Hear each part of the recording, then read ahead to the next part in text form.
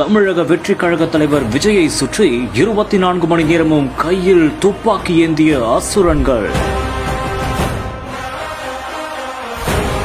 ஒன்றல்ல இரண்டல்ல, சிறப்பு பயிற்சி பெற்ற 8 முதல் 11 பேர் கொண்ட படை, 1 முதல் 2 உயர் ரக பாதுகாப்புடன் கூடிய மிரள வைக்கும் அசூர ரதம்.